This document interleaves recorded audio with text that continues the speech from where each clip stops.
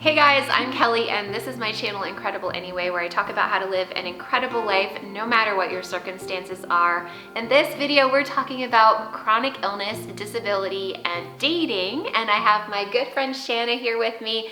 We're going to talk about this together and answer some of your questions. Shanna loves vintage and flea marketing, and she has Ehlers-Danlos syndrome and POTS, and she has a golden doodle service dog. As we're talking about dating, this is just two people's experiences, and like anything that's related to chronic illness and disability, experiences are going to vary from person to person. So this is literally just our experiences, and that's going to be, unique to our health issues, but also our age and everything in between. After you are messaging with somebody, we had talked about how important it is for us to talk on the phone with the person before you go on a date, because it gives you a lot more information about the person. You get to hear their voice, you get to know a little bit more about them.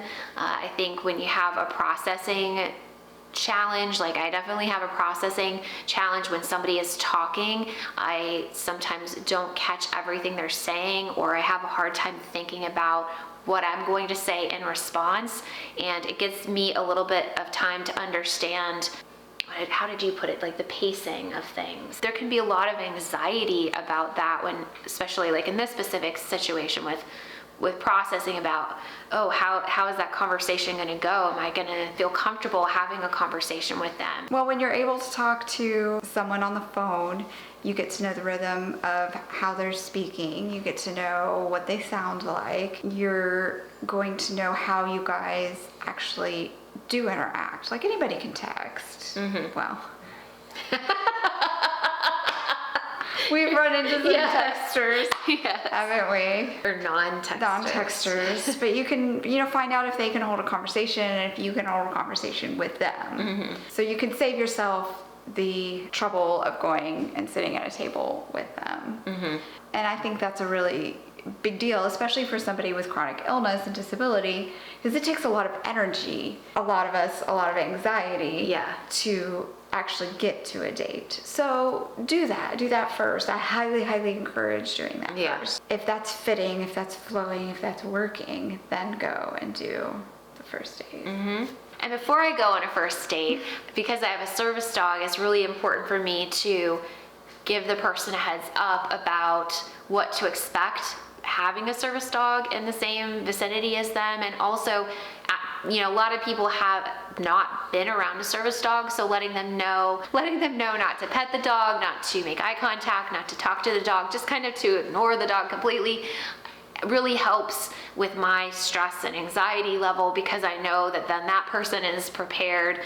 It doesn't mean that things are going to go perfectly, but at least I have given them information about my service dog and kind of prepared them in that way. Know before you go, know how you're going to answer certain questions before you go. It is highly likely that the person is going to ask questions about your disability, about your service dog, about your chronic illness, because you're there in person. And the whole point of the exercise is to find out about each other. You're going to get in depth. It's hopefully not going to be the very first thing that you're talking about. Right. But as you're asking questions about each other's lives, depending on your disability or chronic illness, it's a big part of your life. Mm-hmm. And it's going to be kind of weaved into your life and what's happening, and it's going to come up. We recommend you be prepared. Know how much you're willing to reveal, what you're willing to reveal. Again, you're the gatekeeper. It's your medical history. It's your body. You don't have to say anything. It's perfectly acceptable to say, I'm not really interested in talking about that right now. Mm-hmm.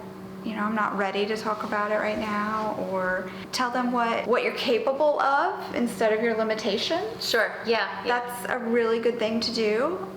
Tell them how many things you can do and what you are able to do. If they're asking you about a hobby of theirs and they want to know if you're able to do it, tell them, I can't do this, but I can do that. Give them an alternative. That's kind of an exciting way to do it. Or, if you want to, share your condition. I've been on first dates before where I have told them in messages, hey, I have Ehlers-Danlos syndrome, and give them just the very briefest thing, like I wear knee braces to give me support. They help me walk longer distances, whatever, just the briefest little thing. And then I've showed up for a first date and they've gone, oh my gosh, I read about Ehlers-Danlos and you're a rock star. Like, I can't believe you do this. Wow. And I'm like, what did you read? Like, where did that come from? And I've just been blown away because they looked it up and they still showed up for the date. Yeah. So there's people out there who in the very beginning are, respectful and interested and polite and good, and they're okay talking. You're in charge. It's probably going to come up, and be prepared. Mm-hmm. Is that kind of what you're thinking? Yeah, and you said it before, you get to control the narrative. It's all in your hands. Thank you guys so much for watching this video on chronic illness and disability and dating. If you have any questions for us, let us know in the comment section. If you have a video request, let us know. I am Kelly. And I'm Shanna. And you are not alone. Bye, guys. You are not alone in this world. You are not alone. You are not alone in this world. You are not alone.